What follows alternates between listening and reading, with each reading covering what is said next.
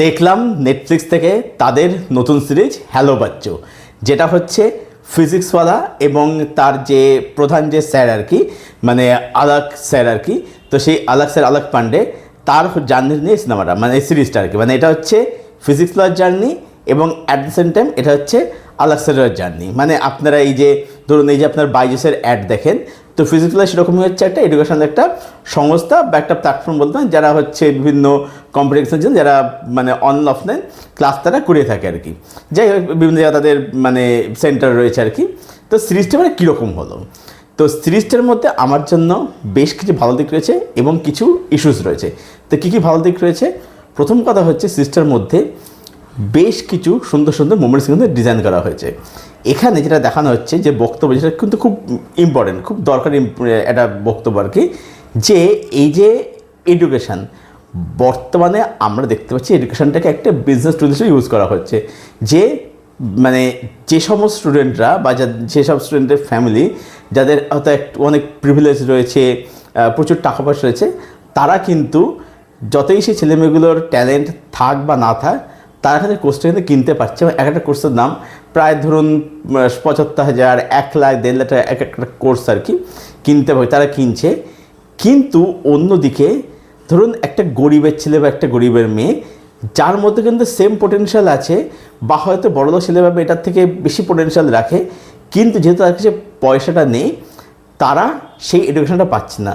তো এডুকেশান সবার জন্যই প্রয়োজন, সবার এডুকেশানে সমান সুযোগ সুবিধা, সমান অধিকার থাকা প্রয়োজন।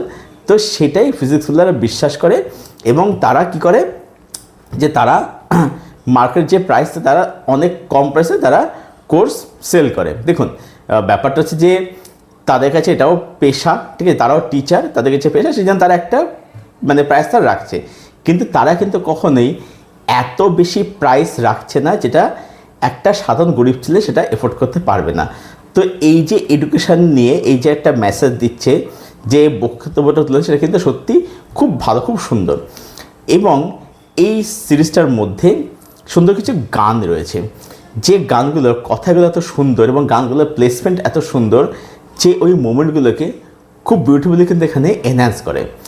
সিরিজের মধ্যে যারা অভিনয় করছে তারা কিন্তু প্রত্যেক খুব ভালো অভিনয় করেছে।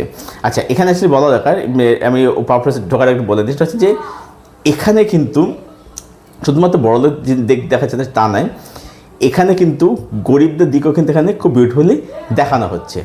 যেটা আমি একটু আগে বললাম, যে এই যে দেখাচ্ছে যে এডুকেশান সবার জন্যই সমান ইম্পর্টেন্ট, বা এডুকেশানে সবারই সমান সুযোগ সুবিধা, সমান সুযোগ সুবিধা পাওয়ার অধিকার সবারই রয়েছে। এবার সে পারপাসের বিষয়ে এবার ব্যাক করি। এই সিরিজটা লিড করছে হচ্ছে বিনীত কুমার সিং, যেখানে আলাক স্যারের রোলটা প্লে করছে এবং তিনি কিন্তু এখানে সত্যি খুবই ভালো অভিনয় করেছে, দারুণ অভিনয়। সাপোর্টের মধ্যে যারা অভিনয় করছে তারা তার জায়গাতে বলবো যে খুব সুন্দর অভিনয় করেছে। টেকনিক্যাল সিরিজটা কিন্তু খুব ভালো, মানে এখানে যে মোমেন্টগুলো দেখতে পাচ্ছি বা এখানে যে ড্রামা ইমোশনগুলো উঠে আছে, যেগুলো ওয়ার্ক করছে, সেই জিনিসগুলোকে টেকনিক্যাল অ্যাসপেক্টস খুব বিউটিফুলি কিন্তু সাপোর্ট দিচ্ছে, এনহ্যান্স করছে। মেকিং বলুন, ক্যামেরার কাজ বলুন, সেটা কিন্তু সত্যি কিন্তু খুব ভালো। মানে এই সিরিজটার মানে বানিয়েছে কিন্তু টিভি কিন্তু এখানে যুক্ত রয়েছে আর কি। তো বুঝতেই পারছেন আর কি, তো তাদের কাজের মধ্যে না একটা যত্ন থাকে। তো সিরিজটার মধ্যে এইগুলো ছিল হচ্ছে পজিটিভ দিক। এবারে আসবো সিরিজটার মধ্যে কী কী ইস্যুস রয়েছে। প্রথম কথা হচ্ছে যে সিরিজটা কিন্তু ইনিশিয়ালি খুব সুন্দর স্টার্ট নিচ্ছে, যেটা আমি বললাম যে এর বক্তব্যটা কিন্তু সত্যি খুবই ভালো এবং শেষটা কিন্তু খুব ভালো, শেষটা ভীষণ ভালো। কিন্তু ব্যাপারটা হচ্ছে যে যদি আপনি দেখেন সিরিজটার মধ্যে এপিসোড রয়েছে মাত্র 5টা। এবার এপিসোডগুলো রান টাইম কিন্তু ঠিকই আছে, মানে মোটামুটি 45 থেকে 50 মিনিট। এবার ব্যাপারটা যেটা আমি ফিল করলাম সেটা হচ্ছে যে এই সিরিজটা না আরও একটা পর্ব, অ্যাকচুয়ালি 2টো পর্ব এটা কিন্তু ডিমান্ড কিন্তু করে।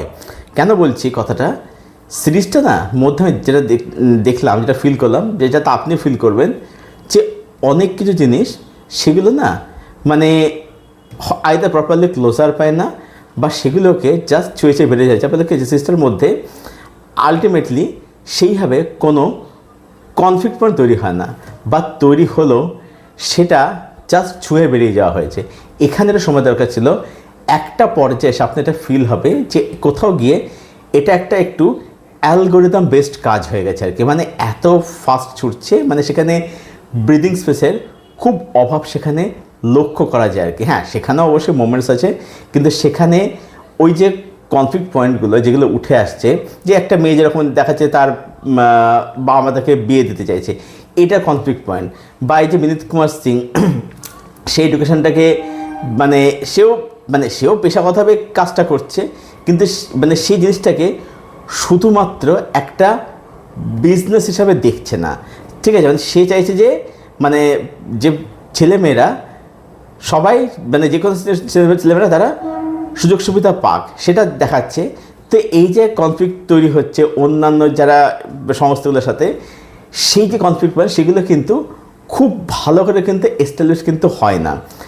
এবং যেহেতু সেটা রান টাইমটা খুবই কম, মানে বিষয়বস্তু সব কিছু দেখতে গেলে আর কি, যেহেতু অনেক কিছু দেখাচ্ছে, এই সিরিজটা যেটা আমি বললাম যে এটা হচ্ছে ফিজিক্সওয়ালারও জার্নি, এটা হচ্ছে আলাক্সারও জার্নি। এবার ব্যাপারটা হচ্ছে যে এই যে এটা কী হচ্ছে কেসটা, এবারে আলটিমেটলি গিয়ে জার্নিটা শুধুমাত্র আলাক্সারই থেকে যাচ্ছে। এবার যখন ফিজিক্যাল দেখাচ্ছে ওখানে আর কি, সেখানে শুধু আলাক্সার নেই, সেখানে আরও যে সাপোর্টিং ক্যারেক্টারগুলো ছিল তারাও যে ইকুয়ালি স্পেস পাবে সেটা কিন্তু হচ্ছে না। কোথাও গিয়ে মনে হচ্ছে, আপনার মনে হবে যে ফিজিক্সওয়ালা সেটা শুধুমাত্র আলাক্সারে তৈরি করেছে, বাকিরা শুধুমাত্র সাপোর্টিং কাস্ট হিসেবে থেকে গেছে। মানে তাদেরও যে ইকুয়াল কন্ট্রিবিউশন আছে, বা তারাও যে আলাক্সারকে সাপোর্ট করেছিল, তাদের যে গুরুত্ব, যাদের ভূমিকা আছে, এইটা না আপনার ফিল হবে। মানে এটা যে পুরোপুরি ফিজিক্সওয়ালা জার্নির কিন্তু আপনার কোথাও কিন্তু ফিল কিন্তু হবে না। হ্যাঁ, হতো যদি এখানে আরও 2টো এপিসোড যদি বাড়ানো যদি হতো, তাহলে এটা আরও ফিল করতে পারতেন। বা এই কনফ্লিক্ট পয়েন্টগুলো যেগুলো মানে একদম ছুঁয়ে বেরিয়ে যাওয়া হয়েছে, সেভাবে দেখা যায় না, সেটা আরও ভালো করে এস্টাবলিশ হতে পারতো।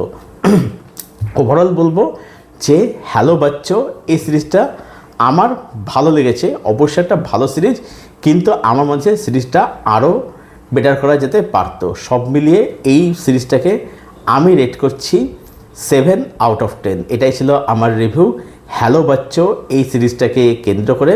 যারা দেখেনি দেখবে বলে মনে করছেন, হ্যাঁ নেটফ্লিক্সে যান, গিয়ে দেখুন, কাজটা ভালোই লাগবে, বলবেন যে খারাপ লাগবে, বেশ ভালোই হয়েছে, তবে আরেকটু বেটার হতে পারতো, এটা আমার মনে হয়েছে। তো দেখুন, দেখে এসে জানাবেন কাজটা আপনাদের কীরকম লেগেছে। আর যারা কাজটা দেখেছেন বা যদি কারোর কাজটা দেখা হয়ে গিয়ে থাকে, আপনাদের কি ওপিনিয়ন সেটা অবশ্যই জানাবেন কমেন্ট করে। আপনাদের কমেন্টের উত্তর আমি অবশ্যই দেবো। আর এই ভিডিওটা ভালো লাগলে ভিডিওটাকে অবশ্যই লাইক করবেন, শেয়ার করবেন, চ্যানেলটাকে অবশ্যই সাবস্ক্রাইব করবেন। চলুন ভিডিও এখানে শেষ করছি, দেখা হচ্ছে আপনাদের সঙ্গে নেক্সট কোনো ভিডিওতে। Till then stay best, till then keep watching good content.